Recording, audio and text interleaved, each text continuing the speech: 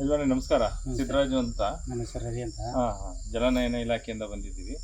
ನಿಮಗೆ ಈಗ ಜಲನಯನ ಇಲಾಖೆ ವತಿಯಿಂದ ಏನೇನು ಸವಲತ್ತುಗಳು ಕೊಟ್ಟಿದ್ದಾರೆ ಸ್ವಲ್ಪ ಮಾಹಿತಿಗಳನ್ನ ಕೊಡಿ ಅಂತ. ನಮ್ಮ ಹೆಸರು ರವಿ ಅಂತ. ನಾವು ಚಿಕ್ಕೇರಿಯೂರು ನಿವಾಸಿ. ಹ್ಞೂ ನಮ್ಮದು ಸರ್ವೆ ನಂಬರ್ 72ರಲ್ಲಿ 2 ಎಕರೆ ಇದೆ. ಅದಕ್ಕೆ ಜಲನಯನ ಇಲಾಖೆಯಿಂದ ಈ ಗಿಡಗಳನ್ನ ಕೊಟ್ಟಿದ್ರು. ಯಾವ್ಯಾವ ಗಿಡಗಳು? ಸಿಲ್ವಾರ ಮತ್ತು ಸಾಗೋನಿ, ಮಾಗನಿ. ಮಾಗನಿ ಅಲ್ಲಿದೆ, ಅಲ್ಲಿ ಸಾಗೋನಿ ಇದೆ, ಅಲ್ಲಿ ಮಾಗನಿಗಳಿದೆ. ಹಾಂ ಇದೆಲ್ಲ ಕೊಟ್ಟಿದ್ರು.